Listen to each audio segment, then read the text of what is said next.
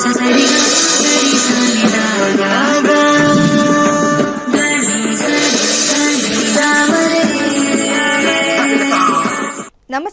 ನಕ್ಷತ್ರ ನಾಡಿ ವಿಶೇಷ ನೇರ ಪ್ರಸಾರ ಕಾರ್ಯಕ್ರಮಕ್ಕೆ ಸ್ವಾಗತ. ನಾನು ಧನುಶ್ರೀ. ಜ್ಯೋತಿಷ್ಯ ಶಾಸ್ತ್ರ, ಸಂಖ್ಯಾಶಾಸ್ತ್ರ, ಭೂತಕಾಲ, ಭವಿಷ್ಯತ್ ಕಾಲ, ವರ್ತಮಾನ ಕಾಲ ಇದೆಲ್ಲದರ ಬಗ್ಗೆ ನಿಖರವಾದ ಮಾಹಿತಿಯನ್ನು ನೀಡುವಂತಹ ಪಂಡಿತ ದಿನೇಶ್ ಗುರೂಜಿ ಅವರು ಇವತ್ತು ನಮ್ಮ ಕಾರ್ಯಕ್ರಮದಲ್ಲಿ ನಮ್ಮ ಜೊತೆ ಇದ್ದಾರೆ. ಅವರನ್ನ ಕಾರ್ಯಕ್ರಮಕ್ಕೆ ಸ್ವಾಗತ ಮಾಡೋಣ. ಗುರೂಜಿ ನಮಸ್ತೆ, ಕಾರ್ಯಕ್ರಮಕ್ಕೆ ಸ್ವಾಗತ. ಓಂ ಶ್ರೀ ಗುರುಭ್ಯೋ ನಮಃ. ಹರಿ ಓಂ. ಓಂ ಕ್ರಾಂ ಕ್ರೀಂ ಕ್ರೌಂ ಸಹ ಭೌಮಾಯ ನಮಃ. ಓಂ ನಮೋ ಭಗವತೆ ವಾಸುದೇವಾಯ. ಓಂ ನಮೋ ನಾರಾಯಣಾಯ. ನಮಸ್ಕಾರ. ಇನ್ನು ಗುರೂಜಿ ಇವತ್ತಿನ ಕಾರ್ಯಕ್ರಮದಲ್ಲಿ ಏನು ವಿಚಾರ ಮಾತಾಡೋಣ ಅಂತ ಹೋದ್ರೆ, ಒಂದು ಪ್ರಶ್ನೆ ಅಂತ ಬರೋದಿದ್ರೆ, ಬಹುತೇಕ ನಮಗೆ ಕಾಲ್ ಮಾಡಿದವರೆಲ್ಲ ಕೇಳೋದು ನನ್ನ ಮಗನ ಮದುವೆ ಆಗ್ತಿಲ್ಲ, ಮಗಳು ಮದುವೆ ಆಗ್ತಿಲ್ಲ, ಈ ಪ್ರಶ್ನೆಗಳೇ ಜಾಸ್ತಿ ಆಗ್ತಿದೆ. ಏಜ್ ಆಗಿದ್ರು ಕೂಡ ಒಂದು 33-34 ಈ ರೀತಿ ಆಗಿದ್ರು ಕೂಡ ಮದುವೆಗಳನ್ನು ತುಂಬಾ ಲೇಟ್ ಆಗ್ತಿದೆ. ಇದಕ್ಕೆ ಕಾರಣ ಅಂತ ನೋಡೋದಿದ್ರೆ ಏನಂತ ನೋಡ್ಬೋದು? ಅದಕ್ಕೆ ಜ್ಯೋತಿಷ್ಯ ಶಾಸ್ತ್ರದಲ್ಲಿ ಏನಾದ್ರೂ ಇರುತ್ತಾ, ಅಥವಾ ಅವ್ರ ಮನಸ್ಥಿತಿನ ಯಾವ ರೀತಿ ಇದೆ? ಜ್ಯೋತಿಷ್ಯ ಶಾಸ್ತ್ರದಲ್ಲಿ ಒಂದು ಇರುತ್ತೆ, ಒಂದು ಪಾಯಿಂಟ್ ಇದೆ, ತುಂಬಾ ಜನ ಗೊತ್ತಿಲ್ಲ. ಹಾ, ಭಾಳಷ್ಟು ಹುಡುಗ ಹುಡುಗಿ ಬರ್ತಾ ಇರ್ತಾರೆ. ಹುಡುಗನಿಗೆ ಹುಡುಗಿ, ಹುಡುಗಿಗೆ ಹುಡುಗ ಸಾಕಷ್ಟು ಬರ್ತಾ ಇರುತ್ತೆ. ಕೆಲವು ಮನೆಯಲ್ಲಿ, ಫ್ಯಾಮಿಲಿಯಲ್ಲಿ ಎಸ್ಪೆಷಲಿ ಕೆಲವು ಹೆಂಗಸರು ಜಾತಕನ ತುಂಬ ಪರಿಶೋಧನೆ, ಊರಲ್ಲಿ ನಾನು ಬೆಸ್ಟ್ ಸೊಸೆ ತರಬೇಕು ಅಂತ. ಹೌದು. ಕನಿಷ್ಠ ಅಂದರೆ ಒಂದು 20 ಜ್ಯೋತಿಷ್ಯರ ಹತ್ರ ಓಡೋಗಿರ್ತಾರೆ, 30 ಜ್ಯೋತಿಷ್ಯರ ಹತ್ರ ಓಡೋಗಿರ್ತಾರೆ. ಒಬ್ಬರೊಬ್ಬರು ಒಂದೊಂಥರ ಹೇಳಿರ್ತಾರೆ. ಅವ್ರಿಗೆ ಯಾರಿಗೋ ಒಬ್ಬರ ಜೊತೆ ಕನೆಕ್ಟ್ ಆಗಿಬಿಡ್ತಾರೆ. ಅವ್ರಿಗೆ ಒಂದು 40 ಜಾತಕ, 50 ಜಾತಕ. ಅವ್ರ ಮಗ ಏನು ಮನ್ಮಥನಿಗೂ ಅಷ್ಟೊಂದು ಆಫರ್ ಸಿಕ್ಕಿರಲಿಲ್ಲ. ಮನ್ಮಥ ಅಂತ ಒಂದು ದೇವರಿದೆ, ಆ ಮನ್ಮಥನಿಗೂ ಅಷ್ಟೊಂದು ಆಫರ್ ಸಿಕ್ಕಿಲ್ಲ ರೀ. ಅಷ್ಟು ನೋಡೋದ, ಇಷ್ಟೆಲ್ಲ ನೋಡಿ ಮಾಡೋ ಅಷ್ಟಕ್ಕೆ ಅವನಿಗೆ 35 ವರ್ಷ. ಆಮೇಲೆ ಅವ್ನ ಫೋಟೋ ನೋಡಿದ್ರೆ ಯಾರ 45 ವರ್ಷದಿರೋ ಥರ ಕಾಣಿಸ್ತಾನೆ. ಅದಕ್ಕೆ ಆ ತಾಯಂದ್ರ ಕೆಲವರು ಕಮ್ಮಿ ಅಂದರೆ ಒಂದು 50-60 ಜಾತಕಗಳು ಮತ್ತು ಒಂದು 30 ಜನದ ಮನೆಗೆ ಹೋಗಿ ಉಪ್ಪಿಟ್ಟು ಟೀ ಕಾಫಿ ಕುಡ್ದಿರೋ ಋಣ ತಲ್ಲಿಟ್ಕೊಳ್ಳಿ, ಋಣ ಅದು. ತುಂಬ ಜನ ಹೋಗಿ ಇನ್ನೊಬ್ಬರ ಮನೆಯಲ್ಲಿ ತಿಂತಾರಲ್ಲ, ತುಂಬ ಡೇಂಜರ್ ಅದು. ಅದೇ ಅವ್ರಿಗೆ ಮುಂದೆ ಎಫೆಕ್ಟ್ ಆಗುತ್ತೆ. ಇದನ್ನು ಮೈಂಡಲ್ಲಿ ಇಟ್ಕೊಳ್ಳಿ ಎಲ್ಲರೂ. ಅನ್ನದ ಋಣ, ನೀರಿನ ಋಣ, ಹೆಣ್ಣಿನ ಋಣ ಅಂತ ಹೇಳ್ತಾರಲ್ಲ, ಇವ್ರಿಗೆಲ್ಲ ಕೆಲವ್ರಿಗೆಲ್ಲ ತಲೆಕೆಟ್ಟಿದೆ. ಕೆಲವು ಹೆಂಗಸರಿಗೆಲ್ಲ ಮನೇಲಿರ್ತಕ್ಕಂಥ ಕೆಲವ್ರು ಇರ್ತಾರಲ್ಲ, ಅವ್ರ ಮಗನೇ ದೊಡ್ಡ ಗ್ರೇಟು. ಅದು ಎಸ್ಪೆಷಲಿ ಅವ್ರ ಮಗ ಏನಾದ್ರು ಗೌರ್ಮೆಂಟ್ ಜಾಬಲ್ಲಿ ಇದ್ಬಿಟ್ರೆ ತಲೆನೇ ನಿಲ್ಲಲ್ಲ, ತಲೆ ಇಲ್ದಂಗೆ ಆಡ್ತಾರೆ. ಇದಕ್ಕೆಲ್ಲ ಮೂಲ ಕಾರಣ ಜಾತಕದಲ್ಲಿ ಅವ್ರ ತಾಯಿಗೂ ಸೇರಿ, ಅವ್ರ ಮಗನಿಗೂ ಸೇರಿ ಅಥವಾ ಮಗಳಿಗೂ ಸೇರಿ ಈ 5ನೇ ಮನೆ ನಡೀತಾ ಇರುತ್ತೆ. ಕೆಲವೊಂದು ಸಂದರ್ಭದಲ್ಲಿ 2ನೇ ಮನೆ ನಡೀತಾ ಇರುತ್ತೆ. 2ನೇ ಮನೆ ಪರಿಪೂರ್ಣವಾಗಿ ಮ್ಯಾರೇಜ್ಗೆ ಒಪ್ಪಲ್ಲ. ಯಾಕೆಂದರೆ 2ನೇ ಮನೆ ಅಂದರೆ ಕುಟುಂಬ ಒಪ್ಕೊಳ್ಳಿ, ನಾನು ಒಪ್ಕೊಳ್ಳೋದಕ್ಕಿಂತ ಮುಂಚೆ ಅಂತ ಹೇಳ್ತಾರೆ. ಅದನ್ನು ಒಪ್ಕೊಳ್ಳಲ್ಲ. ವಿವಾಹ ಅಂತಕ್ಕಂಥದ್ದು ಒಬ್ಬ ವ್ಯಕ್ತಿಯ ವೈಯಕ್ತಿಕ ಆಸೆ ಆಕಾಂಕ್ಷೆಗಳು. ಆ ವೈಯಕ್ತಿಕ ಆಸೆ ಆಕಾಂಕ್ಷೆಗಳನ್ನು ಆ ಹುಡುಗ ಹುಡುಗಿಗೆ ಬಿಡಬೇಕು. ಮೊದಲು ರೂಲ್ ಹೇಗೆ ಅಂತ ಹೇಳ್ತೀನಿ ನೋಡಿ. ಈ ರೂಲ್ನ ದಯವಿಟ್ಟು ಎಲ್ಲರೂ ತಿಳ್ಕೊಳ್ಳಿ. ನನ್ನ ಮಗನಿಗೂ ಅದೇ ಮಾಡಬೇಕು ರೂಲ್. ಹುಡುಗಿ ಇಷ್ಟ ಆಯ್ತೇನಪ್ಪ, ಇನ್ನೂ ಸ್ವಲ್ಪ ಯೋಚನೆ ಮಾಡಿ. ನೀವು ಚೆನ್ನಾಗಿ ಬಾಳ್ತೀರೇನ್ರಪ್ಪ, ಓಕೆ. ನೋಡಮ್ಮ, ನಿನಗೆ ಅವನ ಮೇಲೆ ಡೌಟ್ ಬರೋದು, ಅಪ್ಪ ನಿನಗೆ ಅವಳ ಮೇಲೆ ಡೌಟ್ ಬಿಡೋದು, ಮತ್ತು ಈ ಹಣಕಾಸು ವಿಚಾರದಲ್ಲಿ ಅದೆಲ್ಲ ಫಸ್ಟೇ ಮಾತಾಡ್ಕೊಳ್ಳಿ. ಯಾಕೆಂದರೆ ಮದುವೆ ಅಂತಕ್ಕಂಥದ್ದು ಮಾನಸಿಕ ಒಂದೇ ಅಲ್ಲ, ದೈಹಿಕ ಒಂದೇ ಅಲ್ಲ. ಮದುವೆ ಅನ್ನೋದು ಮಾನಸಿಕವಾಗಿ, ದೈಹಿಕವಾಗಿ, ಆರ್ಥಿಕವಾಗಿ, ಸಾಮಾಜಿಕವಾಗಿ, ಹಾಗೆ ಭಾಳ ಇಂಪಾರ್ಟೆಂಟಾಗಿ ನೈತಿಕವಾಗಿ, ಈ 5 ಪಾಯಿಂಟ್ ಇಂಪಾರ್ಟೆಂಟ್ ಆಗುತ್ತೆ. ಫಸ್ಟ್ ಅವರಿಬ್ಬರು ಮಾತಾಡ್ಕೋಬೇಕು. ಈ ತಲೆಕೆಟ್ಟ ನಮ್ಮ ಸಮಾಜದಲ್ಲಿರ್ತಕ್ಕಂಥವ್ರು ಕೆಲವರು ಇರ್ತಾರಲ್ಲ, ಈ ಜ್ಯೋತಿಷ್ಯನೇ ಇಂಪಾರ್ಟೆಂಟು ಅಂತ ಅವ್ರಿಗೆಲ್ಲ ಬರೆದಿಟ್ಬಿಟ್ಟಿರುತ್ತೆ. ಊರೆಲ್ಲ ಸುತ್ತಿ ಕೊನೆಗೆ ಯಾರನ್ನ ತಗೊಂಬನ್ನಿ, ನಿಮ್ಮನ್ನು ತಗೊಂಡಾಗ ಜೈಲಿಗೆ ಹಾಕ್ತೀವಿ ಅಂತಲೇ ಬರೆದಿಟ್ಟಿರುತ್ತೆ. ನಾನು ಬರ್ಕೊಡ್ತೀನಿ ನಿಮಗೆಲ್ಲರಿಗೂ. ತುಂಬ ಜನ ಹುಡ್ಕಾಡಿ ಕೊನೆಗೆ ತುಂಬು ಕುಟುಂಬ ಇರೋದು ಯಾರನ್ನೋ ಒಬ್ಬರನ್ನ ಕರ್ಕೊಂಬಂದು ಢಮಾರ್. ಈಗ ಅಪ್ಪ ಒಂದು ಕಡೆ ಹೇಳ್ಬಿಡ್ತೀನಿ, ಅಪ್ಪ ಒಂದು ಕಡೆ, ಅಮ್ಮ ಒಂದು ಕಡೆ, ಇವನ್ನೆಲ್ಲ ಓಡೋಗಿದ್ದಾನೆ, ಎಲ್ಲ ಜೈಲಿಗೆ ಹಾಕ್ತಾರೆ ಅಂತ. ಅಂಥದ್ದೆಲ್ಲ ಇದ್ದಾವೆ. ಅಲ್ಲಿ ಆ ಕಡೆ ಬಿಡಿ. ಅವ್ರು ಕೆಲವರು ಮನೆಯಲ್ಲಿ ಇವತ್ತಿನ ದಿವಸ ಏನಾಗಿದೆ ಅಂತಂದರೆ, ಅರ್ಧ ಸಂಸಾರ ಸ್ಪಾಯ್ಲ್ ಮಾಡೋರೆ ಅತ್ತೆದಿರು. ಯಾವತ್ತೇ ಹುಡುಗನ ಹೆಂಡತಿಯ ತಾಯಿ. ಓಕೆ. ಯಾಕಂದರೆ ಒಬ್ಬಳೇ ಮಗಳಿರ್ತಾಳೆ, ಸಮಾಜಕ್ಕೋಸ್ಕರ ಮದುವೆ ಮಾಡಿಬಿಡ್ತಾರೆ ಅಷ್ಟೇ. ಸಮಾಜಕ್ಕೋಸ್ಕರ ಮದುವೆ ಅಷ್ಟೇ, ಇನ್ನೇನಿಲ್ಲ. ಆದರೆ ಇಲ್ಲಿ ನನ್ನ ಹತ್ರನೇ ಇರಬೇಕು ಮಗಳು, ಅಲ್ಲಿ ಹಾಕೋದು. ಇವತ್ತು ಸಂಸಾರ ಹಾಳಾಗಿರೋದೆಲ್ಲ 90% ಅವ್ರನ್ನ ಬಿಟ್ಬಿಡ್ಬೇಕು. ಗಲಾಟೆ ಮಾಡ್ಕೊಳ್ತೀರಾ, ಮಾಡ್ಕೊಳ್ರ. ಹೊಡೆದಾಡ್ಕೊಳ್ತೀರಾ. ಅದೇ ಸಂಸಾರ ಅಂತ ಹೇಳೋದು. ಸಂಸಾರ ಅಂದರೆ ಏನು? ಗಲಾಟೆಗಳು ಇದ್ಲೇಬೇಕು. ಈ ಹೆಣ್ಣೆತ್ತರು ಕೆಲವರೆಲ್ಲ ನುಗ್ಗಿಬಿಡ್ತಾರೆ ಒಳಗಡೆ, ನಂದಲ್ಲಿ ಇಡ್ಲಿ ನಂದಗೋಪಾಲ ಅಂತ ಒಳಗೋಗ್ಬಿಡ್ತಾರೆಲ್ಲ. ಹಾಳು ಮಾಡಿಕೊಂಡು ನೀನು ಇನ್ನೊಬ್ಬನ ಮದುವೆ ಮಾಡ್ತೀನಿ ಬಾ ಅಂತ ಬರ್ತಾರೆ. ಫಸ್ಟೇ ತಿಳ್ಕೊಂಡಿರ್ಬೇಕಪ್ಪ, ನನಗೆ ಮನೆ ಅಳಿಯ ಬೇಕು ಅಂತ. ಈ ಒಂದೊಂದೇ ಹುಡುಗರು ಇರ್ತಕ್ಕಂಥವ್ರು ಅಥವಾ ಅವ್ರ ಮಗಳನ್ನ ಭಾಳ ಪ್ರೀತಿಯಿಂದ ಬೆಳೆಸಿರೋರಿಗೆ ನಾನೊಂದು ವಿಚಾರ ಹೇಳ್ತೀನಿ. ನೀವು ಹುಡುಕ್ಬೇಕಾದ್ರೆ ನನಗೆ ಮನೆ ಅಳಿಯ ಬೇಕು ಡಿಸೈಡ್ ಮಾಡಿ. ಇದರ ಯಾಕೆ ಮದುವೆ ಮಾಡಿ ಒಂದು 4 ಜನನ ಕರೆದು, ಅಲ್ಲ ಒಂದು 400 ಜನನ ಕರೆದು ಅಲ್ಲಿ ಸ್ವಲ್ಪ ಶೋಕಿ ಮಾಡಿ. ನೀವುಗಳೆಲ್ಲ ಶೋಕಿ ಆದಮೇಲೆ ಆ ಗಂಡವ್ರಿಗೂ ಹಿಂಸೆ ಮಾಡಿ, ಅದಾದಮೇಲೆ ಆ ಹಿಂಸೆ ತಡಿಲಾರದೆ ನಿಮ್ದು ನಾವು ತಗೊಳ್ಳಿ, ನೀವು ತಗೊಳ್ಳಿ ಅಂತ ಹೇಳಿ, ಅದಾದಮೇಲೆ ವಾಪಸ್ ಇವ್ರನ್ನ ಕರ್ಕೊಂಬಂದು ಇವನಿಗೆ ತಡಿ ಮಾಡ್ತೀನಿ ಅಂತ ಹೇಳಿ. ಇವತ್ತಿಂದೆಲ್ಲ ಲಾಸ್ ಎಲ್ಲ ಗೊತ್ತಲ್ಲ, ನಮ್ಮದೆಲ್ಲ ಲಾಗಳು ಇದಾವಲ್ಲ, ತುಂಬ ಫೀಮೇಲ್ ಫೇವರ್ ಲಾಗಳೇ ಎಲ್ಲ ಇರೋದು, ತುಂಬ ಫೀಮೇಲ್ ಫೇವರ್ ಲಾನೇ ಇರೋದು. ಇದೆಯಲ್ಲ ಇಮ್ಮಿಡಿಯೇಟಾಗಿ ಡೊಮೆಸ್ಟಿಕ್ ವೈಲೆನ್ಸ್ ಯಾವಾಗಲೂ ಕೂಡ ಗಂಡನ ಮೇಲೆ ಬೀಳುತ್ತೆ, ಹೆಂಡತಿ ಮೇಲೆ ಡೊಮೆಸ್ಟಿಕ್ ವೈಲೆನ್ಸ್ ಅನ್ನೋ ರೂಲೇ ಇಲ್ಲ. ಎಷ್ಟು ಜನ ಹೆಣ್ಮಕ್ಳು ಗಂಡನ ಕೊಲೆ ಮಾಡಿರೋದು ಇಲ್ವಾ? ಇವತ್ತು ಮೊನ್ನೆ ಎಷ್ಟು ಕೇಸ್ಗಳು ನೋಡ್ತಾ ಇದ್ದೀವಿ. ಅದಕ್ಕೆ ಯಾವ ಲಾ ಇದೆ?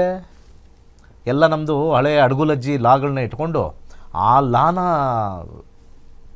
ತಿರುಚಿ ಒಬ್ಬರು ಗಂಡನ ಮೇಲೆ ಅವನು ಮಾಡಿಲ್ಲ ಅಂದರೂ ಕೂಡ ಮಾಡಿಲ್ಲ ಅಂತೇಳಿ ಆಮೇಲೆ ಏನಾಗುತ್ತೆ, ಫಸ್ಟು ಈಗ ಲಾ ಹೆಂಗಿದೆ ಅಂದರೆ ಕೇಸ್ ಕೊಟ್ಟಿದ ತಕ್ಷಣ ಜೈಲ್ಗೆ ಹಾಕ್ಬಿಡು, ಅವ್ನು ನಿರಪರಾಧಿ ಅಂತ ಆಮೇಲೆ ಪ್ರೂವ್ ಆಗುತ್ತೆ. ಇನ್ನು ಅವನು ಹೋಗಿ ಜೈಲ್ಗೆ ಹೋಗಿ ಬಂದಿದ್ದೆಲ್ಲ ಅನುಭವಿಸಿದ್ದೆಲ್ಲ ಯಾರಿಗೆ? ಅವರಿಗೆ ಲಾಸ್. ಯಾರಿಗೆ ಅಲ್ವಾ ವೀಕ್ಷಕರೇ? ಯೋಚನೆ ಮಾಡಿ ನೀವೇನೆ ಅಲ್ವಾ? ಇದೆಲ್ಲ 6ನೇ ಮನೆ, 8ನೇ ಮನೆ, 12ನೇ ಮನೆ ಅವ್ರಿಗೆ ನಡೀತಾ ಇರುತ್ತೆ, ಇವ್ರಿಗೆ 5ನೇ ಮನೆ ನಡೀತಾ ಇರುತ್ತೆ, ಇವ್ರಿಗೆ 5ನೇ ಮನೆ ನಡೀತಾ ಇರುತ್ತೆ. ಈಗ ಏನಂದ್ರೆ, ಈಗ ತುಂಬಾ ಕಡೆ ಹುಡುಗ ಹುಡುಗಿ ಎಲ್ಲ ಮ್ಯಾಚ್ ಆಗಿರುತ್ತೆ, ಎಲ್ಲ ಸರಿ ಹೋಗಿರುತ್ತೆ, ಅವ್ರಿಗವ್ರು ಹೊಂದಾಣಿಕೆ ಆಗಿರುತ್ತೆ, ಕೊನೆ ಮೂಮೆಂಟ್ ಅಲ್ಲಿ ಜಾತಕ ಸರಿ ಹೋಗಿಲ್ಲ ಅಂತ ಕ್ಯಾನ್ಸಲ್ ಮಾಡಿಸ್ತಾರೆ. ಸೊ ಬೇಡ ಅಂತ ಇದು ಮಾಡ್ತಾರೆ. ಆ ರೂಲ್ಗೆ ಬರ್ತಾ ಇದ್ದೀನಿ. ಫಸ್ಟ್ ಇವರಿಬ್ರು ಓಕೆ ಆಯ್ತಾ, ದೈಹಿಕವಾಗಿ, ಮಾನಸಿಕವಾಗಿ, ಆರ್ಥಿಕವಾಗಿ, ಸಾಮಾಜಿಕವಾಗಿ ಇವೆಲ್ಲ ಇಷ್ಟು ಪಾಯಿಂಟ್ನ ನಾವು ನೋಡ್ಕೊಂಡಾದ್ಮೇಲೆ ನೆಕ್ಸ್ಟ್ ನೋಡಪ್ಪ ಜಾತಕಗಳನ್ನ ನೋಡ್ತೀವಿ. ನೀವು ಇಷ್ಟೆಲ್ಲ ನಿಮ್ಮ ಮನಸ್ಥಿತಿ ಪರಿಸ್ಥಿತಿ ಎಲ್ಲ ಒಪ್ಕೊಂಡಾದ್ಮೇಲೂ ಜಾತಕದಲ್ಲಿ ಏನಾದರೂ ಸ್ವಲ್ಪ ಗ್ರಹಗಳು ನಿಮ್ಮನ್ನು ಬೇರೆ ರೀತಿ ಪ್ರಚೋದನೆ ಮಾಡುತ್ತಾ ಅಂತ ಒಂದೊಂದು ರೂಲ್ಸ್ ಹಾಕಿ, ನೋಡಪ್ಪ ಇಂತಿಂಥ ಟೈಮಲ್ಲಿ ನಿಮ್ಮ ಮನಸ್ಥಿತಿ ಬದಲಾಗುತ್ತೆ, ಅಲ್ಲಿ ನೀವು ಸ್ಟ್ರಾಂಗ್ ಆಗಿರಬೇಕು. ಆ counselling is astrology. This is the way. ಇಲ್ಲೆಲ್ಲ ರೂಲ್ ಹಾಕಬೇಕು. ಈ ಕಾಂಪೌಂಡ್ರುಗಳೆಲ್ಲ ಇರ್ತಾರಲ್ಲ, ಪೂಜೆ ಹಾಕ್ಬಿಟ್ಟು ಆಮೇಲೆ ಕೊನೆಗೆ ಅವ್ರನ್ನ ಕೋರ್ಟಿಗೆ ತಳ್ಳೋದು. ತುಂಬ ಜನ ಪೂಜೆ ಮಾಡಿಸಿ ಕೋರ್ಟಿಗೆ ತಳ್ಳಿಲ್ಲ ಕೇಳಿ. ತುಂಬ ಜನ ಪೂಜೆ ಮಾಡಿಸ್ತಾರೆ, ಆ ದೋಷ ಈ ದೋಷ ಅಂತ, ರಾಹು ದೋಷ ಅಂತೇಳಿ ಅಲ್ಲೋಗಿ ಕುಕ್ಕೆಗೆ ಪೂಜೆ ಮಾಡಿಸ್ತೀರಾ, ಆಮೇಲೆ ಕೋರ್ಟಲ್ಲಿ ಇರ್ತೀರಿ ನೀವು. ಯಾಕಂದರೆ 8ನೇ ಮನೆ, 12ನೇ ಮನೆ ಮತ್ತು 6ನೇ ಮನೇಲಿ ರಾಹು ಇದ್ದಾಗ, ರಾಹು ದೇಶ ನಡೆದಾಗ ಮದುವೆ ಕಷ್ಟ. ಅದನ್ನು ತೊಗೊಂಡೋಗಿ ನೀವು ಪೂಜೆ ಮಾಡಿದ್ರೆ ತಥಾಸ್ತು ಅಂತಾನೆ, ಅಂದರೆ ನಿನಗೆ ಇನ್ನೂ ಜಾಸ್ತಿ ಪ್ರಾಪ್ತಿಯಾಗಲಿ ಅಂತ. ಇದು ಅರ್ಥ ಆಗಲ್ವಾ ಜ್ಯೋತಿಷರಿಗೆ? ಕಳ್ಳನಿಗೆ ಹೂನಾರ ಹಾಕಿದ್ರೆ ಕಳ್ತನ ಬಿಡ್ತಾನ? ಇಲ್ಲ. ಇವರು ಬಂದೋಬಸ್ತ್ ಮಾಡಬೇಕು, ನಾನು ಬರ್ಬೇಡ ಆಚೆ ಹೋಗು ಅಂತಲ್ವಾ? ಮನೆ ಬೀಗ ಹಾಕಾಕ್ತೀವಿ, ಕಳ್ತನ ಆಗದಿರಲಿ, ಜೋಪಾನವಾಗಿರಲಿ. ಇವ್ರು ಏನು ಮಾಡ್ತಾರೆ ಜ್ಯೋತಿಷದಲ್ಲಿ, ಕಳ್ಳ ಆ ಜಾತಕದಲ್ಲಿ ಇವನು ಕಳ್ಳ, ಇವನು ಸರಿ ಇಲ್ಲ, ಈ ಕ್ಷೇತ್ರದಲ್ಲಿ ಇವನು ಕಳ್ಳ, ಇವನಿಗೆ ನಮ್ಗೆ ಅವನಿಗೆ ಫಲ ಕೊಡಲ್ಲ. ಅಂಥ ಕ್ಷೇತ್ರದಲ್ಲಿ ಇರ್ತಕ್ಕಂಥ ಅವನಿಗೆ ಇಲ್ಲ, ಇವನಿಗೆ ಪೂಜೆ ಮಾಡಿಸ್ಬಿಟ್ಟು ಸರೋಗುತ್ತೆ ಅಂತ ಹೇಳ್ಬಿಟ್ಟು ಅವ್ನು ಡೋರ್ ತೆಗೆದು ಆ ಕಳ್ಳನಿಗೆ ಹೂನಾರ ಹಾಕಿ ಪಾದ ಪೂಜೆ ಮಾಡಿ ಒಳಗೆ ಬಿದ್ದರೆ ಇನ್ನು ನೋಡ್ತಾನೆ ಏನೇನು ಕದಿಬೋದು ಇನ್ನೂ ಜಾಸ್ತಿ ಅಂತ. ಫ್ರೀಯಾಗಿ ಬಿಡ್ತವ್ರೆ. ಕಾನ್ಸೆಪ್ಟ್ ಆಫ್ ಅಸ್ಟ್ರಾಲಜಿನೇ ಗೊತ್ತಿಲ್ಲದೆ ಇರೋರೆಲ್ಲ ಈ ವೇಷಧಾರಿಗಳು, ಪಂಚೆಧಾರಿಗಳು, ದೊಡ್ಡ ದೊಡ್ಡ ಚಾನಲ್ ಕೂತ್ಕೊಂಡವ್ರಿಗೆಲ್ಲ ಜ್ಯೋತಿಷ್ಯದ ವಿಚಾರಗಳೇ ಗೊತ್ತಿಲ್ಲ. ಯಾವುದಕ್ಕೆ ಯಾವುದೋ ಪೂಜೆ ಮಾಡಿಸಿ ಇವತ್ತು ಜ್ಯೋತಿಷ್ಯನ ಹಾಳು ಮಾಡಿಟ್ಟಿದ್ದೀರ. ಅದಕ್ಕೆ ನಾನು ಜ್ಯೋತಿಷ್ಯ ಹೇಳ್ಕೊಡಕ್ಕೆ ಬಂದಿರೋದು. ಅದಕ್ಕೆ ಅಲ್ಲೂ ಅನುಮಾನ ಜನಕ್ಕೆ. ಜನ ಇದ್ದಾರಲ್ಲ, ಮೋಸ ಹೋಗೋರು ಹೋದ್ಮೇಲೆ ಅಲ್ಲಿ ಬರಲ್ಲ, ಅಲ್ಲಿಗೆ ಸತ್ಯವಾಗಿ ಹೇಳ್ಕೊಡ್ತೀವಿ ಬರ್ರಯ್ಯ ಅಂತ ಹೇಳಿದ್ರೆ ಅಲ್ಲೂ ಅನುಮಾನ. ಇವನು ಇಷ್ಟರಲ್ಲಿ ಏನು ಹೇಳ್ಕೊಡ್ತಾನೆ? ಎಲ್ಲ ವಿಶ್ವೇಶ್ವರನ ಮೊಮ್ಮಕ್ಕಳೆಲ್ಲ ಇಷ್ಟರಲ್ಲಿ ಏನು ಹೇಳ್ಕೊಡ್ತಾನೆ? ಏನೇನೆಲ್ಲ ಆಲೋಚನೆ. ಯಾಕೆಂದರೆ ಬುದ್ಧಿ ವಿಚಾರಗಳು ಕಲಿಯುಗದಲ್ಲಿ ಕಲ್ಮಶ ಆಗೋಗಿದೆ. ಆ ಕಲ್ಮಶ ಆಗಿರ್ತಕ್ಕಂಥದ್ರಲ್ಲಿ ಒಳ್ಳೆಯದು ಎತ್ತಿ ಎತ್ತಿ ಎತ್ತಿ ಎತ್ತಿ ಬಾವುಟ ಹಿಡಿಬೇಕು ಅಂದರೆ ತೋರಿಸ್ಬೇಕು. ನಾನು ಸುಮ್ಮನೆ ಬಾಯಲ್ಲಿ 65,000 ಜನ ಕಲ್ತಿದ್ದಾರೆ ಅಂತಂದರೆ ಬರೋಲ್ಲ. ಈ ಥರ ಪಿಕ್ಚರ್ ಹಾಕಬೇಕು, ನೋಡ್ರಿ 65,000 ಜನ ಸ್ಟೂಡೆಂಟ್ಸ್ ನೋಡ್ರಿ ಅಂತ ಇವ್ರನ್ನ ನೋಡಿಕೊಂಡು ಬರ್ತಾರೆ. ನನ್ನನ್ನು ನೋಡಿಕೊಂಡು, ನನ್ನ ಜ್ಞಾನ ನೋಡ್ಕೊಂಡು ಬರೋರು ಯಾರೂ ಇಲ್ಲ. ಹಾಗೇ ನನ್ನನ್ನು ನೋಡಿಕೊಂಡು, ನನ್ನ ವಿಚಾರ ನೋಡ್ಕೊಂಡು ಬರೋದು ಎಲ್ಲಿ ಅಂತಂದರೆ ಈ ಡ್ರೆಸ್ ಹಾಕೊಂಡು ಕೂತ್ಕೊಂಡಿರ್ತಾರಲ್ಲ ದೊಡ್ಡ ದೊಡ್ಡ ಚಾನಲಲ್ಲಿ, ಅವ್ರ ಹತ್ರ ಓಡೋಗೋದಷ್ಟೇ. ಅಲ್ಲಿ ಓಡೋದಾಗ ಅವರು ನೈಸಾಗಿ ಮಾತಾಡ್ತಾರೆ, ಏನು ಇವ್ರಿಗೆ ಕೋಪನೇ ಬರಲ್ಲ. ನಮಗೆ ಒಂದು 4 ಬಿಗದ ಅಂದರೆ ಎಷ್ಟು ಕೋಪ ಬರುತ್ತೆ ಗೊತ್ತು ಎಲ್ಲರಿಗೂ. ಹೌದು, ಅರ್ಥ ಆಯ್ತಾ? ಅಮ್ಮ ನೊಂದ್ಬಿಟ್ಟಿದ್ಯಮ್ಮ, ಅಯ್ಯೋ ತಾಯಿ. ಭಿಕ್ಷುಕರು ಹಂಗೆ ಬಿಡೋದು, ಅಮ್ಮ ತಾಯಿ. ಇವ್ರಿಗೂ ಅವ್ರ ಭಿಕ್ಷುಕರಿಗೆ ಏನು ಸಂಬಂಧವೇ ಇಲ್ಲ. ಕಾವಿ ಹಾಕ್ಕೊಂಡಿರ್ತಕ್ಕಂಥವ್ರು ಜ್ಯೋತಿಷ್ಯ ಹೇಳಂಗೆ ಇಲ್ಲ, ರೂಲ್ ಇದೆ. ಎಷ್ಟು ಜನ ಗೊತ್ತು? How many people know it? ಕಾವಿ ಹಾಕ್ಕೊಂಡಾಗ ಜ್ಯೋತಿಷ್ಯ ಹೇಳಂಗಿಲ್ಲ. ಸರ್ವ ಪರಿತ್ಯಾಗಿ. ಕಾವಿ ಹಾಕೊಂಡು ಜ್ಯೋತಿಷ್ಯ ಹೇಳ್ತಾರಲ್ಲ, ನನಗೆ ಇದೊಂದು ಸ್ವಲ್ಪ ಒಂಥರ ಏನೋ ನಗು ಬರುತ್ತೆ. ತುಂಬಾ ಅತ್ಯಂತ ನಿಕೃಷ್ಟವಾಗಿರ್ತಕ್ಕಂಥದ್ದು. ಯಾಕೆಂದರೆ ಒಬ್ಬ ಕಾವಿ ಹಾಕ್ಕೊಂಡಿರೋನು ಮದುವೆ ಬಗ್ಗೆ ಕೇಳ್ತಾ ಇದ್ದೀನಿ, ಮದುವೆ ಬಗ್ಗೆ ಸಮಸ್ಯೆ ಇದೆ ಅಂತಂದರೆ ಅನುಭವಿಸ್ಬೇಕು ಅಂತ ಹೇಳಬೇಕು. ಅದೇ ತನ್ನ ಕರ್ಮಫಲ. ಅದನ್ನು ತಗೊಂಡಾಗ ವಿಳಿಯದಲ್ಲೇ ಎತ್ತಾನೆ. ಅದಕ್ಕೊಂದು ಯಾರೋ ಒಬ್ರು ಕೂತಿರ್ತಾರೆ ನಿಮ್ಮ ಥರ ಒಬ್ಬರು ಚಾನಲಲ್ಲಿ, ಅದನ್ನು ಪ್ರಮೋಟ್ ಮಾಡ್ತಾರೆ. ಅದು ಕಾವಿ ಹಾಕ್ಬಿಟ್ಟಿರ್ತಾನೆ. ಇದು ಒಂದು ಬದುಕ ಅಂತ ನನಗನ್ಸ್ಬಿಡುತ್ತೆ. ಜ್ಯೋತಿಷ್ಯದಲ್ಲಿ ಇದು ಒಂದು ಬದುಕ. ಆ ಕಾವಿ ಹಾಕ್ಕೊಂಡಿರೋರ್ಗಾದರೂ ಒಂದು ಅನಿಸ್ಬೇಕಲ್ವ. ಕಾವಿ ಅಂದಿದ ತಕ್ಷಣ ಸರ್ವ ಪರಿತ್ಯಾಗಿ ಅಂತಾರೆ. ಮಾತಾಡೋದರಲ್ಲಿ ನಿಮಗೆ ಯೋಚನೆ ಮಾಡಮ್ಮ, ಈ ಪೂಜೆ ಮಾಡು ಸರೋಗ್ಬಿಡುತ್ತೆ ಅಂತ ಭರವಸೆ ಕೊಡೋದು ತಪ್ಪು. ಇವರೆಲ್ಲ ಭರವಸೆ ಕೊಡ್ತಾರೆ. ಅನುಭವಿಸ್ಬೇಕು. ಜ್ಯೋತಿಷ್ಯದಲ್ಲಿ ಮತ್ತು ಒಂದು ನಮ್ಮ ಒಂದು ಜೀವನದ ಒಂದು ಆಧ್ಯಾತ್ಮಿಕ ವಿಚಾರದಲ್ಲಿ ಬೇರೆ ಬೇರೆ ಇದೆ. ಜ್ಯೋತಿಷ್ಯ ಆಸೆ ಆಕಾಂಕ್ಷೆಗಳು ಬರುತ್ತೋ ಇಲ್ವೋ ಅಂತ ನೋಡೋದು ಜ್ಯೋತಿಷ್ಯ. ಆಧ್ಯಾತ್ಮಿಕ ಕಾವಿ ಬಟ್ಟೆ ಹಾಕಿರೋರೆಲ್ಲ ಏನು ಬರಲಿ ಏನೋಗಲಿ ನೀವು ಸಮಾಧಾನವಾಗಿರಬೇಕು ಅಂತ ಹೇಳೋದು. ಆ ಡ್ರೆಸ್ನ ಇಲ್ಲಿಗೆ ಫಿಟ್ ಮಾಡಿ, ಅಲ್ಲಿ ಆಧ್ಯಾತ್ಮಿಕ ಡ್ರೆಸ್ನ ಜ್ಯೋತಿಷಿಗೆ ಫಿಟ್ ಮಾಡಿ ಒಂದು ಇದು ಕೊಡ್ತಾ ಇದ್ದಾರಲ್ಲ, ಒಂದು ಕಾನ್ಫಿಡೆನ್ಸ್ ಕೊಡ್ತಾ ಇದ್ದಾರಲ್ಲ. ನನಗೆ ಅರ್ಥ ಆಗ್ತಾ ಇಲ್ಲ ಯಾಕೆ ಈ ಥರ ಭಾರತ ಈ ರೀತಿ ಆಗ್ಬಿಟ್ಟಿದೆ ಅಂತ. ಜ್ಯೋತಿಷ್ಯ is just general like A psychology pertaining with planets. ಯಾಕಂದರೆ ಪ್ರತಿಯೊಂದು ಕೂಡ ಸೈನ್ಸ್ ಪ್ರಕಾರ ಪ್ರಚೋದನೆ ಮಾಡುತ್ತೆ. ಇವತ್ತು ನೋಡ್ರಿ, ಈ ಗಿಡ ಬೆಳೀತಾ ಇರೋದು ಸೂರ್ಯನಿಂದ ರೀ ಅಂತ ಒಂದು 500 ವರ್ಷದಿಂದ ಹೇಳಿದರೆ ನಗ್ತಾ ಇದ್ರು. ಈ ಗಿಡ ಸೂರ್ಯನಿಂದ ಬೆಳೀತಾ ಇದೆ ಅಂತ ಹೇಳಿದ್ರೆ ನಗ್ತಾ ಇದ್ರು. ಆಮೇಲೆ ಸೈನ್ಸ್ ಅದನ್ನು ಪ್ರೂವ್ ಮಾಡಿ ತೋರಿಸ್ತು. ಫೋಟೋಸಿಂಥಸಿಸ್ ಆಗುತ್ತೆ. ಆ ಗ್ರೀನ್ ಕಲರ್ ಇರೋದು ಕ್ಲೋರೋಫಿಲ್ಲಿಂದ ಸೂರ್ಯನ ಬೆಳಕು ಬಿದ್ದಾಗ ಅದರದ್ದು ಫುಡ್ ತಯಾರಾಗುತ್ತೆ ಅಂತ. ಅಲ್ಲಿರ್ತಕ್ಕಂಥ ಸೂರ್ಯ ಇಲ್ಲಿರ್ತಕ್ಕಂಥ ಗಿಡಕ್ಕೆ ಎಷ್ಟು ಸಂಬಂಧ ಇದೆ ಅಲ್ವಾ? ಅದೇ ಸಂಬಂಧ ನಮ್ಮ ಜೀವನದಲ್ಲಿ ಒಬ್ಬ ವ್ಯಕ್ತಿ ಹುಟ್ಟಿರ್ತಕ್ಕಂಥವನು ಎಲ್ಲ ಗ್ರಹಗಳ ಸಂಬಂಧ ಇದೆ ರೀ. ಇದನ್ನೇ ನಾವು ಯಾವಾಗಲೂ ಕೂಡ ಒಂದು ಫಿಸಿಕ್ಸಲ್ಲಿ ಫ್ರೀಕ್ವೆನ್ಸಿ ಅಂತ ಕರಿತೀವಿ. We are all Born out off frequency. ಅದನ್ನೇ ಐನ್ಸ್ಟೀನ್ E=mc² ಅಂತ ಹೇಳಿರೋದು. ಪ್ರತಿಯೊಂದು ಮ್ಯಾಟ್ರಲ್ಲೂ ಎನರ್ಜಿ ಇದೆ, ನಮ್ಮಲ್ಲೂ ಎನರ್ಜಿ ಇದೆ. Energy cannot be seen, it cannot be broken down further. Energy is one. ಆ ಎನರ್ಜಿಯಲ್ಲಿರ್ತಕ್ಕಂಥ ಒಂದು ವಿಚಾರನ ಪ್ರತಿಯೊಂದರಲ್ಲೂ ಇದೆ ಅಂತ ಹೇಳಿದ್ದಾರೆ. ಅದಕ್ಕೆ ನಾವು 84 ಲಕ್ಷ ಜೀವರಾಶಿಗಳು ಅಂತ ಹೇಳಿದ್ದೀವಿ. ಆ 84 ಲಕ್ಷ ಜೀವರಾಶಿ ಅಂದರೆ ಯಾವ್ದು ಹೇಳ್ತೀಯಾ? ಇಲ್ಲ, ಅಷ್ಟೊಂದು ಹೇಳಕ್ಕಾಗಲ್ಲ. ಹೇಳಬಹುದು. ಹೌದಾ? ಯಾಕಂದ್ರೆ 84 ಲಕ್ಷ ಜೀವರಾಶಿಲಿ ಮರಗಿಡಗಳನ್ನು ಸೇರಿಸಿದ್ದಾರೆ. ಹಾಗಿದ್ರೆ ಇವಾಗ ಅರ್ಥ ಆಯ್ತಾ? ಅದರಲ್ಲಿ ಬ್ಯಾಕ್ಟೀರಿಯಾ ವೈರಸ್ಸು ಸೇರಿಸಿದ್ದಾರೆ. ಕರೆಕ್ಟ್ ಅಲ್ವಾ? ಈಗ ಬ್ಯಾಕ್ಟೀರಿಯಾ ವೈರಸ್ ನಮ್ಮ ದೇಹದಲ್ಲಿ ಬಂದಿದೆ ಅಂದರೆ ಅದಕ್ಕೆ ಟ್ಯಾಬ್ಲೆಟ್ ತಗೊಳ್ತೀವಿ. ಅದು ಕೊಲ್ಲುತ್ತೆ ಅಂದರೆ ಅದಕ್ಕೂ ಒಂದು ಆತ್ಮ, ಅದಕ್ಕೂ ಒಂದು ಜೀವರಾಶಿನೇ ಅದು. 9 ಲಕ್ಷ ಜಲಚರ ರಾಶಿಗಳಿದ್ದಾವೆ. ಗುರುಜಿ, ಮತ್ತಷ್ಟು ಮಾಹಿತಿ ನಾನು ಪಡ್ಕೋತೀನಿ. ಅದಕ್ಕೂ ಮುಂಚೆ ಒಂದು ಬ್ರೇಕ್ ತಗೊಳ್ಳೋಣ. ಇನ್ನು ಜುಲೈ 23ನೇ ತಾರೀಕಿಂದ ರೇಖಿ ಕ್ರಿಸ್ಟಲ್ ಎಸೆನ್ಷಿಯಲ್ ಈ ಬಗ್ಗೆ ಕ್ಲಾಸಸ್ಗಳು ನಡೆಯುತ್ತೆ. 4 ದಿನ ಈ ಕ್ಲಾಸಸ್ ನಡೆಯುತ್ತೆ. ಕೇವಲ 899 ರೂಪಾಯಿಗೆ ಈ ಕ್ಲಾಸಸ್ಸನ್ನು ಗುರುಜಿ ಅವರು ಹೇಳ್ಕೊಡ್ತಾರೆ. ಇದರಲ್ಲಿ ನೀವೇನೆಲ್ಲ ಕಲಿತೀರಾ ಅನ್ನೋದ್ರ ಬಗ್ಗೆ ಹೆಚ್ಚಿನ ಮಾಹಿತಿ ಇಲ್ಲಿದೆ ನೋಡಿ. ರೇಖಿ ಹೀಲಿಂಗ್ ತರಗತಿಗಳಲ್ಲಿ ಶ್ರೀ ಪಂಡಿತ್ ದಿನೇಶ್ ಗುರೂಜಿಯವರು ನಮ್ಮ ದೇಹದಲ್ಲಿನ ಸೂಕ್ಷ್ಮ ಶಕ್ತಿ ಕೇಂದ್ರಗಳಾದ ಸಪ್ತ ಚಕ್ರಗಳಲ್ಲಿ ಪ್ರತಿಯೊಂದು ಚಕ್ರಗಳ ವಿಶೇಷತೆಗಳು, ಚಕ್ರವನ್ನು ಬಲಪಡಿಸಲು ಆಹಾರ ಪದ್ಧತಿ, ಮಂತ್ರದ ಥೆರಪಿ, ಬಣ್ಣದ ಥೆರಪಿ, ಕ್ರಿಸ್ಟಲ್ ಥೆರಪಿಗಳಿಂದ ಸಪ್ತ ಚಕ್ರಗಳನ್ನು ಸಮತೋಲನಗೊಳಿಸುವ ಸುಲಭ ತಂತ್ರಗಳನ್ನು ತರಗತಿಗಳಲ್ಲಿ ಹೇಳಿಕೊಡುತ್ತಾರೆ. ಪ್ರತಿಯೊಂದು ಚಕ್ರಗಳಿಗೂ ಅನುಗುಣವಾಗಿ ಎಸೆನ್ಷಿಯಲ್ ಆಯಿಲ್ ಅನ್ನು ಬಳಕೆ ಮಾಡುವ ಬಗೆ, ಅಂಗೈ ಮುದ್ರೆ, ಪ್ರಾಕೃತಿಕವಾಗಿ ದೊರೆಯುವಂತಹ ಕ್ರಿಸ್ಟಲ್ಗಳನ್ನು ಸಪ್ತಚಕ್ರಗಳಿಗೆ ಅನುಗುಣವಾಗಿ ಉಪಯೋಗಿಸುವುದರ ಬಗ್ಗೆ, ಪ್ರತಿಯೊಂದು ಚಕ್ರಗಳನ್ನು ಬ್ಯಾಲೆನ್ಸ್ ಮಾಡಲು ಮಾಡಬಹುದಾದಂತಹ ಆಸನಗಳನ್ನು ಸವಿಸ್ತಾರವಾಗಿ ತಿಳಿಸಿಕೊಡುತ್ತಾರೆ. ಇದರ ಜೊತೆಗೆ ಕ್ರಿಸ್ಟಲ್ಗಳ ಸಮಗ್ರ ಮಾಹಿತಿ, ವೈಜ್ಞಾನಿಕವಾಗಿ ಕ್ರಿಸ್ಟಲ್ಗಳ ಉಪಯೋಗಗಳು, ಕ್ರಿಸ್ಟಲ್ಗಳನ್ನು ಎನರ್ಜೈಸ್ ಮಾಡುವಂತಹ ವಿಧಾನಗಳು, ಸಿಂಗಿಂಗ್ ಬೌಲ್ ಉಪಯೋಗಗಳು, ಕಣ್ಣು ದೃಷ್ಟಿ, ಮಾನಸಿಕ ಆರೋಗ್ಯ, ಉದ್ಯೋಗ, ಮದುವೆ ಜೀವನ, ಆರೋಗ್ಯ, ಮನೆ ನಿರ್ಮಾಣ ಮುಂತಾದ ವಿಚಾರಗಳಿಗೆ ಧರಿಸಬಹುದಾದ ಕ್ರಿಸ್ಟಲ್ ಬ್ರೇಸ್ಲೆಟ್ಗಳು, ಕ್ರಿಸ್ಟಲ್ ತಂಬಲ್ಗಳು, ಹಣಕಾಸಿನ ಆಕರ್ಷಣೆಗಾಗಿ ಬಳಸಬಹುದಾದಂತಹ ಕ್ರಿಸ್ಟಲ್ ಸಂಯೋಜನೆಗಳು, ಇನ್ನೂ ಅನೇಕ ವಿಚಾರಗಳ ಬಗ್ಗೆ ಗುರೂಜಿಯವರು ತರಬೇತಿ ನೀಡುತ್ತಾರೆ. ಇದರ ಜೊತೆಗೆ ಮಾನಸಿಕ ಆರೋಗ್ಯಕ್ಕೆ ಮಾಡಬಹುದಾದ ಸಂಗೀತ ಧ್ಯಾನ, ಚಂದ್ರನಾಡಿ, ಸೂರ್ಯನಾಡಿ ಮೂಲಕ ನಾಡಿಚಕ್ರ ಮೆಡಿಟೇಷನ್ ಮಾಡುವ ಬಗೆ, ದೇಹದಲ್ಲಿನ ಸಪ್ತ ಚಕ್ರಗಳ ಬಲವರ್ಧನೆಗೆ ನೈಸರ್ಗಿಕವಾಗಿ ದೊರೆಯುವಂತಹ ಮೂಲಿಕೆಗಳಿಂದ ತಯಾರಾಗುವಂತಹ ಹರ್ಬಲ್ ಬಾತ್ ಪೌಡರ್ನ ಬಳಕೆಯ ವಿಧಾನ, ರೇಕಿ ಹೀಲಿಂಗ್ ಲೆವೆಲ್ 1 ಮತ್ತು ಲೆವೆಲ್ 2 ದೀಕ್ಷೆ, ಚಕುರೆ ಶಕ್ತಿಯ ಪ್ರಾಯೋಗಿಕ ವಿಧಾನ, ಸಿಂಗಿಂಗ್ ಬೌಲ್ ಬಳಕೆಯ ವಿಧಾನ, ಪಂಚತತ್ವಗಳ ವಿಶ್ಲೇಷಣೆ ಮತ್ತು ಪ್ರತಿಯೊಂದು ತತ್ವಗಳ ಆರಾಧನೆ, ಯಂತ್ರ ಪೂಜೆ, ಮಂತ್ರಸಿದ್ಧಿ, ದೇಹದ ಪ್ರತಿಯೊಂದು ಭಾಗಕ್ಕೂ ಹೀಲಿಂಗ್ ಶಕ್ತಿಯ ವರ್ಗಾವಣೆ, ಡಿಸ್ಟೆನ್ಸ್ ರೇಖಿ ಹೀಲಿಂಗ್ ಮುಂತಾದ ಅತ್ಯದ್ಭುತ ವಿಚಾರಗಳನ್ನು ತರಗತಿಯಲ್ಲಿ ಕಲಿಸಿಕೊಡಲಿದ್ದಾರೆ.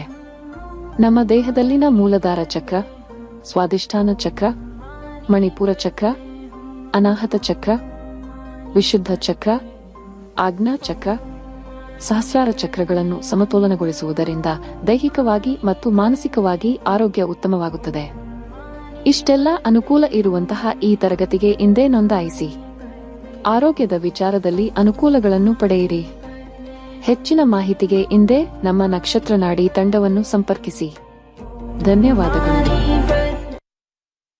ನಕ್ಷತ್ರ ನಾಡಿ ಕಾರ್ಯಕ್ರಮಕ್ಕೆ ಮತ್ತೊಮ್ಮೆ ಸ್ವಾಗತ. ಗುರುಜಿ ಅವರಿಂದ ಆಗಸ್ಟ್ 11ನೇ ತಾರೀಕಿಂದ ಜ್ಯೋತಿಷ್ಯ ಶಾಸ್ತ್ರದ ಕ್ಲಾಸಸ್ ಶುರು ಆಗ್ತಿದೆ. 15 ದಿನಗಳ ಕಾಲ ಈ ಕ್ಲಾಸಸ್ ಇರುತ್ತೆ. ಏನಿದ್ರು ಫೀಸ್ ಕೂಡ ತುಂಬ ಕಡಿಮೆ ಅಂತಲೇ ಹೇಳ್ಬೋದು, 6,999. ಹಾಗೆ ಈ ಕ್ಲಾಸಸ್ಸಲ್ಲಿ ನೀವೇನೆಲ್ಲ ಕಲಿತೀರಾ ಅನ್ನೋದ್ರ ಬಗ್ಗೆ ಜುಲೈ 19ನೇ ತಾರೀಕು ಒಂದು ಫ್ರೀ ಕ್ಲಾಸಸ್ಸನ್ನು ತಗೊಂಡು ಅದರಲ್ಲಿ ನಿಮಗೆ ಸಂಕ್ಷಿಪ್ತವಾಗಿ ನೀವು ಈ ಕ್ಲಾಸಸ್ಸಲ್ಲಿ ಏನೆಲ್ಲ ಕಲಿತೀರಾ ಅನ್ನೋದ್ರ ಬಗ್ಗೆ ತಿಳಿಸ್ಕೊಡ್ತಾರೆ. ಈ ಬಗ್ಗೆ ಹೆಚ್ಚಿನ ಮಾಹಿತಿ ಇಲ್ಲಿದೆ ನೋಡಿ. ನಕ್ಷತ್ರ ನಾಡಿ ತರಗತಿಗೆ ಸೇರಿ ಹಾಗೂ ಕೇವಲ 15 ದಿನಗಳಲ್ಲಿ ಜೂಮ್ ಆಪ್ ಮುಖಾಂತರ ಆನ್ಲೈನ್ ತರಗತಿಯನ್ನು ಕಲಿಯಿರಿ. ಜ್ಯೋತಿಷ್ಯ ಶಾಸ್ತ್ರದಲ್ಲಿ ಆಧುನಿಕ ತಂತ್ರಜ್ಞಾನವನ್ನು ಬಳಸಿ ಸಿದ್ಧಪಡಿಸಿರುವ ಗೋಲ್ಡ್ ಫ್ರೀ ಆಸ್ಟ್ರೋ ಆಪ್ ಮುಖಾಂತರ ನಮ್ಮ ಜೀವನದಲ್ಲಿನ ಮುಖ್ಯ ವಿಚಾರಗಳಾದ ಆರೋಗ್ಯ, ವಿದ್ಯಾಭ್ಯಾಸ, ವೃತ್ತಿ ಜೀವನ, ಮದುವೆ ವಿಚಾರ, ಆಸ್ತಿ, ಪ್ರಯಾಣ, ವ್ಯಾಜ್ಯದಂತಹ ವಿಚಾರಗಳ ಬಗ್ಗೆ ಜಾತಕದಲ್ಲಿ ಅತ್ಯಂತ ಸುಲಭ ರೀತಿಯಲ್ಲಿ ತಿಳಿಯಬಹುದಾಗಿದೆ. 60,000ಕ್ಕೂ ಹೆಚ್ಚಿನ ವಿದ್ಯಾರ್ಥಿಗಳಿಗೆ ನಕ್ಷತ್ರ ನಾಡಿ ಜ್ಯೋತಿಷ್ಯವನ್ನು ಕಲಿಸಿಕೊಟ್ಟಿರುವ ಪಂಡಿತ್ ದಿನೇಶ್ ಗುರೂಜಿಯವರ ತರಗತಿಗಳಿಗೆ ಇಂದೇ ನೋಂದಾಯಿಸಿ ಸುಲಭವಾದ ಮತ್ತು ಶಾಸ್ತ್ರೋಕ್ತವಾದ ಜ್ಯೋತಿಷ್ಯ ಶಾಸ್ತ್ರವನ್ನು ಕಲಿಯಿರಿ. ಹೆಚ್ಚಿನ ಮಾಹಿತಿಗಾಗಿ ಇಂದೇ ನಮ್ಮ ನಕ್ಷತ್ರ ನಾಡಿಯನ್ನು ಸಂಪರ್ಕಿಸಿ. ಧನ್ಯವಾದಗಳು. ಗುರುಜಿ ಒಬ್ರು ಕಾಲರ್ ಇದ್ದಾರೆ, ಮಾತಾಡೋಣ. ಹಲೋ ಹಲೋ ಸರ್, ನಮಸ್ತೆ. ಏನ್ ಹೆಸರು, ಎಲ್ಲಿಂದ ಕರೆ ಮಾಡ್ತಾ ಇದ್ದೀರಾ? ಮೇಡಮ್ ಹೆಸರು ರೋಹನ್ ಅಂತ ಮೇಡಮ್, ಬೆಂಗಳೂರಿಂದ ಕರೆ ಮಾಡ್ತಾ ಇದೀವಿ. ಸರ್, ಯಾರ ಬಗ್ಗೆ ಏನ್ ಕೇಳ್ಬೇಕಿತ್ತು?